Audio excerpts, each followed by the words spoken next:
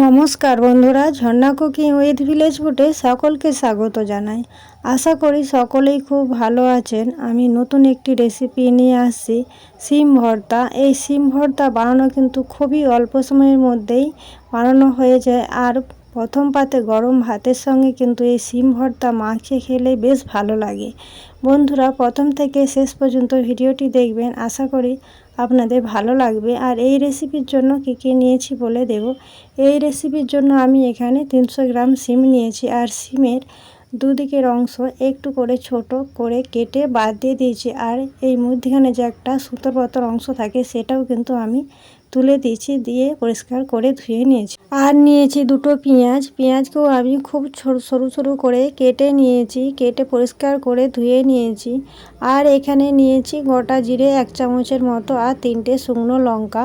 এরপর আমি উনুন ধরিয়ে উনুনের উপরে কড়া বসিয়ে দিয়েছি, আর কড়াতে দিয়েছি পরিমাণ মতো জল গরম হয়ে গেছে। এরপর আমি পরিষ্কার করে ধুয়ে রাখা শিমগুলো এই জলের সাথে দিয়ে দেব। সব শিমগুলোই কিন্তু আমি জলের সাথে ঢেলে দিলাম, আর দিলাম পরিমাণ মতো লবণ। এরপর শিমের সাথে লবণটাকে খুব ভালো করে মিশিয়ে নেব। মিশিয়ে নেওয়ার পর 5 থেকে 6 মিনিটের মতো ঢাকা দিয়ে দেব, যাতে ভালোভাবে শিমগুলো সেদ্ধ হয়ে যায়। 5 থেকে 6 মিনিট হয়ে গেছে। এরপর আমি ঢাকা খুলে নেব। দেখুন বন্ধুরা, শিমগুলো কিন্তু খুব ভালো করে সেদ্ধ হয়ে গেছে, আর শিমের মধ্যে যে জল দিয়েছিলাম একটুও কিন্তু জল নেই, সব জল শুকিয়ে গেছে। এরপর আমি শিমগুলো এই পাত্রের মধ্যে তুলে নেব। দেখুন, শিমগুলো কিন্তু খুব ভালো করে সেদ্ধ হয়ে গেছে, আর শিম ভর্তা বানানোর জন্য কিন্তু খুব নরম শিম নিতে হবে, তবেই কিন্তু শিম ভর্তাটা খেতে খুব ভালো লাগবে। আমি সেদ্ধ করা শিমগুলো এই থালার মধ্যে ভালো করে মিলে দিলাম ঠান্ডা হওয়ার জন্য। এরপর আমি আবারও কড়া পরিষ্কার করে উনুনে বসিয়ে দিয়েছি, কড়া গরম করে নেব। কড়া গরম হয়ে গেছে, কড়ার মধ্যে দিলাম 1 চামচের মতো সরিষার তেল গরম করে নেব। তেল গরম হয়ে গেছে, আর তেলের মধ্যে দিলাম 3টে শুকনো লঙ্কাটাকে আমি একটু নাড়াচাড়া করে ভেজে নেব। লঙ্কা একটু ভালো করে ভাজা হয়ে গেছে। এরপর আমি 1 চামচের মতো গোটা জিরে দিলাম। জিরাটাকেও হালকা করে ভেজে নেব, খুব কিন্তু জিরে ভাজা যাবে না, হালকা করে ভেজে নিয়ে আমি তুলে নেব।